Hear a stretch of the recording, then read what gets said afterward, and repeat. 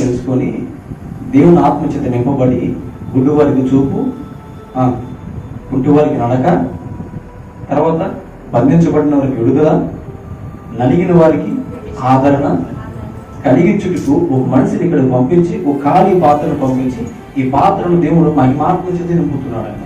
ఏంటిది?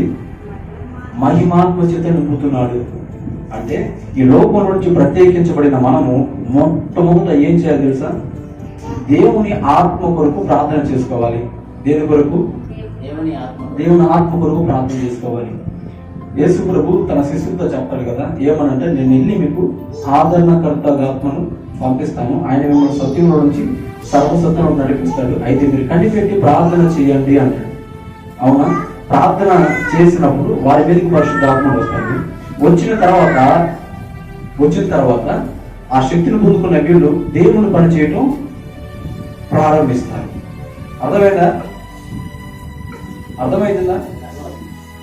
ఏంటిది?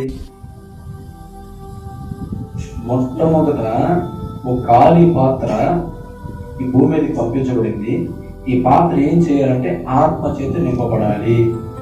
ఏంటిది? ఆత్మ చేత నింపబడాలి. ఆత్మ చేత నింపబడాలంటే మనం ఏం చేయాలి? ప్రార్థన చేయాలి. మనలో మనం శుద్ధీకరించుకుంటూ ప్రార్థన చేసుకున్నప్పుడు దేవుని ఆత్మ మన మీదకి వచ్చింది.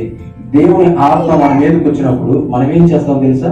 లెమ్ము తేజలిల్లము, నీకు వెలుగు వచ్చి ఉన్నది. అవునా? ఈ వెలుగు ఏం చేసిందంటే చీకటిలో ఉన్న వారిని వెలుగులోకి నడిపించింది. అక్కడ కింద ఉంటుంది ఏమని చదవమది, పేదలకు సువార్త ప్రకటించుట. అంటే మొట్టమొదట మన ఆత్మచేత నింపబడి వెలుగొచ్చి అక్కడే కూర్చొని ఉండకూడదు. ఏంటిది? ఆత్మచేత నింపబడిన వ్యక్తులు అక్కడే కూర్చొని ఉండకూడదు. వాళ్ళు ఏం చేయాలి అంటే పేదలకు సువార్త ప్రకటించాలి. ఇంతటి పేదలు అంటే ఎవరు?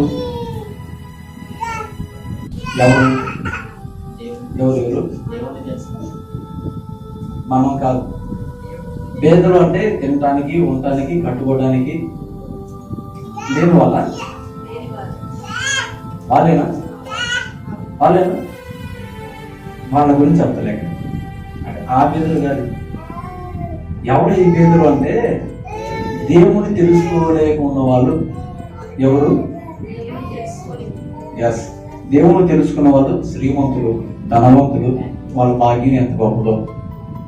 అవునా కదా? ఎందుకంటే ఈ దేవుణ్ణి తెలుసుకోకపోతే వాళ్ళు ఎవరు?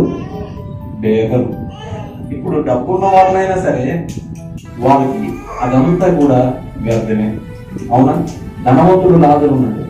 ఏమైంది? వాళ్ళిద్దరు మరణించినప్పుడు ఇక్కడ ధనవంతుడు ఎక్కడే గొడవపడింది. పేదవాడు అనుకున్నాడేమో అక్కడ సంపన్న స్థితిలో ఉన్నాడు. సంపన్న స్థితిలో ఉన్నవాడు అనుకున్నాడేమో చెప్పాలి పేద స్థితిలో ఉన్నాడు. అంటే ఇప్పుడు పేదలు ఎవరు అంటే దేవుణ్ణి తెలుసుకున్నది వాళ్ళు. వారికి మనం ఏం చేయాలి? సువార్త ప్రకటించాలి. అవును. అయితే మనం ఏం చేస్తున్నాము? సువార్త ప్రకటించగలుగుతున్నామా? దేవుని గురించి చెప్పగలుగుతున్నామా? అంటే ఒక మనిషి భూమి మీదకి ఎందుకు వచ్చాడు అని మనం చెప్పుకుంటున్నాం. ఏంటిది? ఒక మనిషి ఈ భూమి మీదకి ఎందుకు పంపించబడ్డాడు అన్న విషయం మనం మాట్లాడుకుంటున్నాం. ఎందుకు పంపించబడ్డాడు అంటే మొట్టమొదట దేవుని ఆత్మ చేత నింపబడాలి. రెండోది దేవుని గురించి తెలియని వాళ్ళకి దేవుని గురించి ప్రకటించాలి. పేదరికి సువార్త ప్రకటించాలి. ఇంతకీ ఈ పేదలు అనేవాళ్ళు ఎవరు? దేవుణ్ణి గుర్తెరగిన వాళ్ళే పేదవాళ్ళు. వాళ్ళకి మనం పోయి సువార్త ప్రకటించాలి. సువార్త అంటే ఇది ఒక ధననిధి లాంటిది. అంటే అర్థమవుతుందా? ఏంటిది?